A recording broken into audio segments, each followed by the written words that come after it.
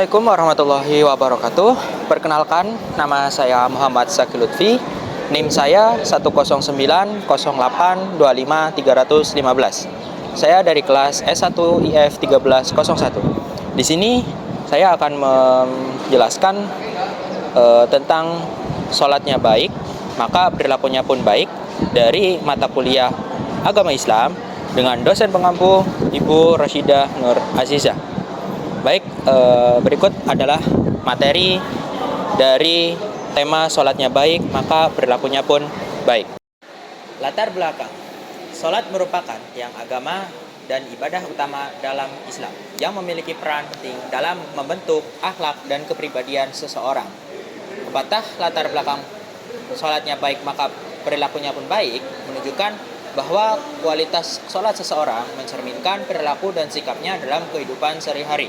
Baik, materi berikutnya akan saya jelaskan yang berkaitan dengan dalil dari Al-Quran tentang sholat, khususnya dari Quran surat Al-Ankabut ayat 45 yang berbunyi At-tuma uhiya ilaika minal kitab wa aqimis sholah inna sholata tanzi anil fahsya'i wal munkar wala dzikrullahi akbar wallahu ya'lamu ma nasnafun. Artinya, bacalah kitab Al-Quran yang telah diwahyukan kepadamu Muhammad SAW dan laksanakanlah sholat. Sesungguhnya sholat itu mencegah dari perbuatan keji dan mungkar. Dan ketahuilah, mengingat Allah Subhanahu wa Ta'ala, sholat itu lebih besar keutamaannya daripada ibadah-ibadah yang lainnya. Allah Subhanahu wa Ta'ala mengetahui apa yang akan kamu kerjakan. Baik, untuk materi selanjutnya ada pengertian tentang sholat. Sholat adalah ibadah dalam Islam yang terdiri dari ucapan dan perbuatan khusus, dimulai dengan takbir dan diakhiri dengan salam untuk beribadah kepada Allah Subhanahu wa Ta'ala. Secara bahasa berasal dari kata sholah, yusolli, tahiyatan yang berarti doa dan rahmat.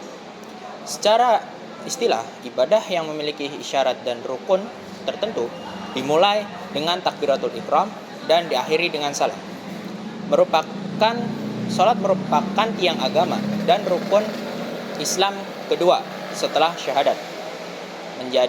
Salat menjadi amalan pertama yang dihisab di hari kiamat atau di hari akhir nanti. Untuk materi berikutnya ada hadis dari Rasulullah SAW tentang sholat. Sholat adalah tiang agama. Barang siapa yang menegakkannya, maka ia menegakkan agama. Dan barang siapa yang meninggalkannya, maka ia merobohkan agama. Hadis riwayat Baihaqi. Untuk materi selanjutnya mengenai sholat, yaitu ada makna tata cara sholat atau makna sholat yang baik itu bagaimana.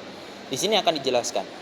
Makna sholat yang baik adalah melaksanakan ibadah secara khusyuk, tumaknina, ikhlas karena Allah Ta'ala, sesuai tuntunan Rasulullah SAW, serta menjadikannya sarana untuk berkomunikasi langsung dengan Allah Subhanahu wa Ta'ala. Sholat yang baik bukan hanya gerakan fisik, tetapi juga membentuk karakter diri menjadi pribadi yang disiplin, tangguh, sabar, mencegah dari perbuatan mungkar dan mendekatkan diri kepada Allah Subhanahu wa Ta'ala atau kepada Sang Pencipta. Untuk materi selanjutnya akan dijelaskan tentang hubungan sholat yang baik dan akhlak. Yang pertama, saya akan menjelaskan tentang hubungan antara sholat dan akhlak. Sholat dan akhlak sangat erat, sebab sholat yang dilaksanakan dengan benar dan khusyuk akan mempengaruhi perilaku atau mempengaruhi akhlak seseorang. Sholat yang berkualitas akan menjadi benteng tentunya untuk seseorang itu dan terhindar dari perbuatan keji dan mungkar. Dan untuk materi selanjutnya saya akan menjelaskan tentang dampak nyata sholat dalam kehidupan sehari-hari. Dampak nyata sholat dalam kehidupan sehari-hari sangatlah beragam, meliputi aspek spiritual, psikologi, sosial, dan fisik. Secara spiritual, sholat mendekatkan diri tentunya kepada Allah Subhanahu wa Ta'ala atau kepada Sang Maha Pencipta, menumbuhkan ketenangan batin dan hati, ya, serta mencegah dari perbuatan keji dan mungkar. Nah, sholat dapat membantu mengelola stres, kecemasan, dan meningkatkan stabilitas emosi.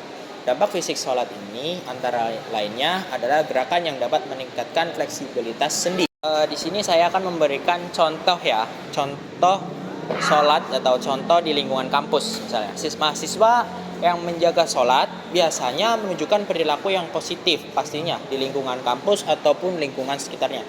Mereka datang tepat waktu, menghormati dosen dan temannya tentunya, serta menghindari kecurangan ya dalam ujian atau kuis atau yang lain. Selain itu, mereka lebih peduli terhadap kebersihan, tertib dalam berpakaian, dan aktif dalam kegiatan sosial. Dari pembahasan ini dapat disimpulkan bahwa sholat itu memiliki fungsi yang sangat penting, yaitu sebagai sarana untuk memperbaiki diri kita sendiri dan membentuk akhlak yang mulia. Sekian penjelasan dari saya mengenai sholatnya baik, maka perilakunya pun baik.